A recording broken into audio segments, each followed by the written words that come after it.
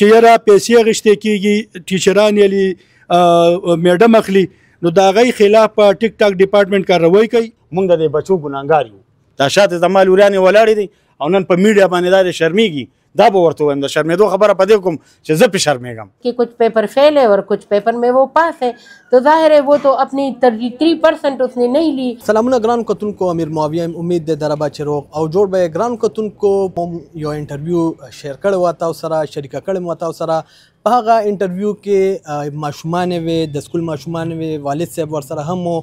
هغوی مختلف قسمه الزامات لګولي وو. هغوی د وینا مطابق چې په لړمه کې های سکول دی د زنانو د جینکو هغې کې دوی باندې کتابونه خرڅولی کېږي. دغه شانتې دوی باندې تشدد هم شوی دی. دغه خبره کولو باندې د دې خلاف احتجاج کولو باندې هغوی چې دی په نورونو باندې ودرولې کېدل. نن راغلي وو په هغه سلسله کې د هغوی په کلي کې موجود یو، د هغوی په سکول کې موجود یو. دلته باقاعده د علاقې چې کوم مشران وو هغه هم سکول ته راغلي وو، ناظمین هم راغلي وو. په دغه سلسله کې کمیټي هم جوړه شوه. دغه شانتې متعلقه چې کومه افسره ده رانا ګل هغه هم راغلې وه. هغوی سره به هم خبرې کوو. دغه شانتې د علاقې چې کوم ناظمان دي مشران دي هغوی سره به هم خبرې کوو چې دا څه واقعه راپېښه شوې وه، کمیټي څنګه جوړه شوه، کمیټۍ کار څه دی. دغه شانتې د متعلقه چې کومه افسره ده ډپټي ډایرکټر د محکمه تعلیم رانا ګل هغوی سره به هم خبرې کوو چې هغوی د دغه واقعې متعلق څه وایي. ډېره مننه جي. دا راته ووایي جي چې دا کم الزامات دغه مشر لګولي وو، د ماشومان ورسره وې، د هغوی د وینا مطابق چې دلته به کم سرکاري کتابونه ناټ فار سیل چې کوم دي هغه به په دغه ماشومانو باندې خرڅولی کېدل چې چا به ترې نه اخیسته. د هغې خلاف مختلف قسمه اقدامات به کېدل. څه وایي تاسو؟ کمیټي جوړه شوه، د کمیټۍ به څه کارېږي؟ اعوذ بالله من الشیطان الرجیم. بسم الله الرحمن الرحیم. ستاسو شکریا ادا کوم چې دې مسلې لراغې او دا مسله هایلایټ کوئ. څنګه چې تاسو ویل چې یاره رانا ګل صاحب ډپټي ډایرکټر د هغه هم راغلی وه، ایډیو پېښور هم راغلی وه فیمیل. مونږ د سهار 10 بجو نه په دې کې یو چې دې کې ډېره غټه ایشو دا جوړه شوې ده، خاص کر د سکول د لړمې په نوم باندې دی. او چونکې د لړمې او د سکول بدنامي چې دا زموږ د ټولې معاشرې بدنامي ده. سکول یو داسې ځای دی چې دا خو یو معزز ځای دی او د هغه ځای نه چې داسې اوازونه راځي نو یقینا چې موږ خیر د چا نه غواړو. دلته موږ د سهار نه په دې خبره باندې لګیا یو چې یاره د الزامات لګېدلي دي، د کتابونو د خرڅېدو الزامات لګېدلي دي. سټوډنټان چې کوم دي هغه ټارچر کېږي په مختلفو قسمونو د پیسو دپاره. نو په دې کې موږ د سهار نه لګیا یو، موږ په دې خبره باندې راغلو چې دې کې یو کمیټي جوړه شوه. په هغه کمیټۍ کې زموږ 4 چیرمنان دي، ملک زاهد بهادر چیرمن صاحب، ملک ګل افضل چیرمن صاحب، اقبال مومن چیرمن صاحب او سید رسول چیرمن صاحب. او د هغوی موږ سره چې کومه د ډپټي ډایرکټر صاحب دا به موږ سره وي. موږ به د دې مسلې د الله په نس باندې صحیح چانبین کوو که په دې کې د حقیقت وي چې دا دوی څه ویلي دي چې یاره پیسې اخیستې کېږي، ټیچران یې میډم اخلي نو د هغوی خلاف په ټیک ټاک ډپارټمنټ کارروایي کوي، هغوی له به سزا ورکوي او د دې سکول نه به ځي او سسپینډ به ځي. دا به د هغوی سزا وي. خو که چونکې د الزامات بې بنیاده او یا د دې څه حقیقت نه یا دا په تیش کې راغلي لګولي نو په هغې کې به عظمت موږ سره د انکو پښتو خبر هم کوي ولې چې د سکول د دې غونډې علاقې دی او بیا د غونډې معاشرې دی او د دغه سزا خبره چې نو دا ماشومان به دې سزا ته ذهني تیاریږي چې آیا د ټیچر چې کوم دی دا د پلار حیثیت لري او په پلار باندې یا په مور باندې الزام لګول چې دی دا ډیر یو غیر مناسب کار دی. په هر چا باندې چې الزام لګي خو دلته چې د مور او د پلار درجه راځي نو دا بیا ډیره معزز راځي نو هغې ته بیا دی ذهني تیاری چې دی که د الزامات بې بنیاد نو دا به هم سزا ورکېږي، دی به هم بې سزا نه پاتې کېږي. نو موږ ټول د دې خبرې باندې به اتفاق کوو او موږ به د الله په نس ګورو چې یاره په دې څوک ګناهګار وي هغه سزاوار وي او چې څوک په حق وي هغه ته به انشاءالله سرغړو وي او موږ به د هغې اواز بیا مخکې وچتو. ډېره مهرباني. صحیح ده جي. دا راته ووایي چې دې نه مخکې تاسو ته دغه شانتې وینا شوې وه چې داسې مسلې مسایل دي په دغه سکول کې ځکه چې تاسو متعلقه کس یې دلته تاسو ته خلک مسلې مسایل وروړي، تاسو ته داسې څه ویل شوي وو؟ د پیسو باره کې خو داسې نه ویلی شوي خو چونکې د کم چې د 9 او د 10 کلاس اگزام شروع کېدو په هغې کې د عظمت یو مسله راغلې وه چونکې دلته ماشومانو یې څه پرایویټ کولي، هغې فیل کولي، هغه ډیټینشن کې خو بیا هغې باندې موږ هغې ته یو لیټر وکړو په هغې کې د عظمت لونه چې کوم دي هغې هم کلیر کړي او نور ماشومان چې کوم دي هغې هم کلیر کړل او د هغې اډمیشن فارمونه هغې د ګورنمنټ چې کوم پالیسي ده په هغې کې ولګل، پرایویټ یې نه کړل.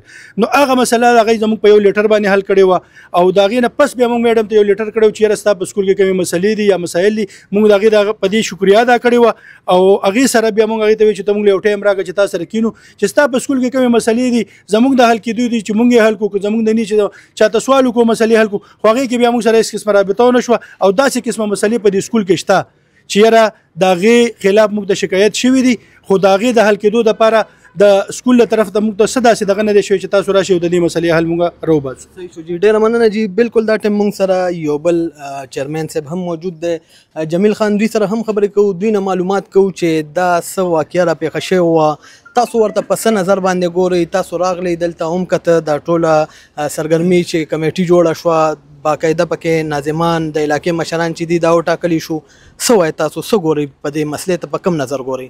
اعوذ بالله من الشیطان الرجیم، بسم الله الرحمن الرحیم. زما نامه خو جمیل خان داودزی ده او د دې علاقې چې راکم ځای مونږ ولاړو د دې یو دوه ځل ناظم پاتې شوم، شاته زما کلی دی.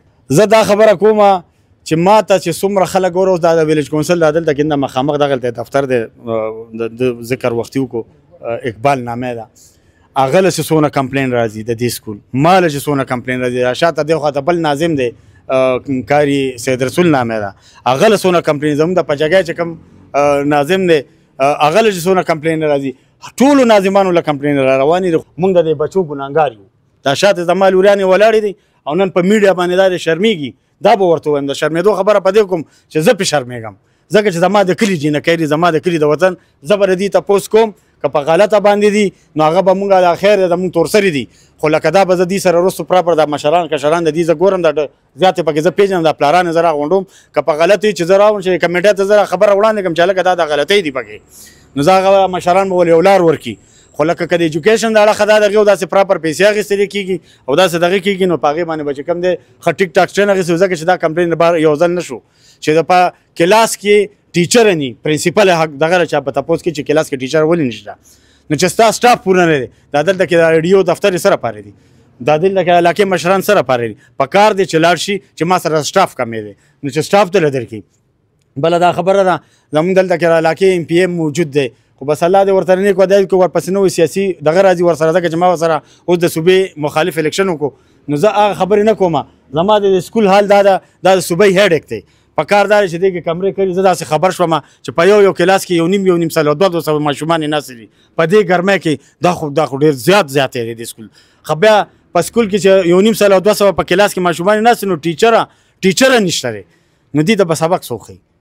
د دې ذمواره چې کوم دا پرنسپل ده او موږ دا غواړو د علاقې چې کومه دا خبره ده که د پرنسپله په دې شیز کې دغه وخته، نو لکه دا د دې سکول نه بالکل اخوا کې د دې سره چې کومې ټیچرانې دي او چا پیسې اخیستې دي او هغه کسان چې دغه په ثبوت شو، د کمیټې ته دا وایم چې کمیټې والا ته دا درخواست دی چې مونږ او بخت نصیر خو تاسو سره ټیک ته چې تاسو کمیټې مونږ مشران کوي، خو مونږ به تاسو سرپرستی کوو، ولاړ وي در سره په ستاسو چې کومه خبره غونډه که په هغې به در سره مونږ ولاړو. خو دغه یو درخواست دی چې د دې ماشومانو چې کومه خبره ده دا دی چې کوم دی دې ته کمزوري نه ګوري، ځکه چې دا تورسرې چې دلته ولاړې داسې نه دي ولاړې، زمونږ هسې ضمیر ملامته کوي، مونږ هسې ضمیر خپل ملامته کوي چې دا تورسرې چې کوم دی دا په حق کوي. زما خو دا دغه خپل ذاتي سر ما خو چې کم والدین راغلو هغوی ځان سره د علاقې ناظم هم راوستو او د هغې ناظم په مخ کې ما بالکل نیوټرل انکوایري وکړه. ماشومانو ته مې چې تاسو به خپل نمونه نه لیکئ او ما ته به خپل موقف راکئ چې آپ سے کسی نے پیسے لی ہے تو اس میں ہاں اور کس مس نے لی ہے یا کون سی ٹیچر نے لی ہے ان کا نیم لکھو. تو سارے بچوں نے کوئی 120-130 بچیوں نے دے دیا کہ ہم سے کسی نے پیسے نہیں لی، نہ کتابوں کے مد میں نہ ایسی ہی، اور ہم اپنے اس سے کتابیں ہمیں ملے ہیں جو شارٹیج ہے وہ ہم نے اپنے لیے خود ارینج کی ہے. بس یہ بات تھی. اور جو علاقے کا بندہ آیا تھا اس پیرنٹ کے اس سے وساطت سے، وہ کافی اس کو سیٹسفیکشن اس بات سے ہو گئی، وہ اپنے ساتھ وہ چٹ خود لے کے گیا ہے. جب یہ بچی میرے ایڈیشنل سیکٹری کے پاس گئی تھی تو اس نے ایڈیشنل سیکٹری نے وہاں پہ اس بچی کے کالر نہیں لگا تھا. اب یہ کہہ رہا ہے کہ ٹیچر نے اس کو دھکا دیا ہے اور اس کو کالر لگا ہے. تو یہ تو ظاہر ہے، میں نے اسے کہا کہ کوئی ایکس رے یا جو بھی اس کے ڈاکومنٹ ہے، پروف ہے، اس کو ہم ویریفائڈ کر دیں گے.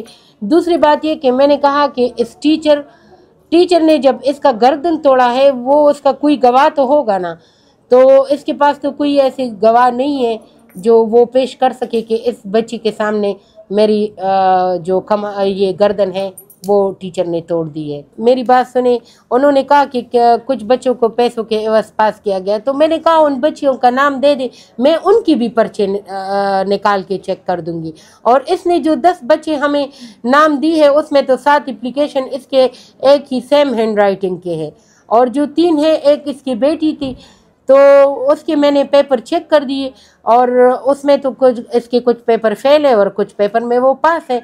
तो जाहिर है वो तो अपनी 33% उसने नहीं ली, तो 33% पे से वो कम उसने परसेंटेज ली है, तो वो परसेंटेज की वजह से वो फेल है।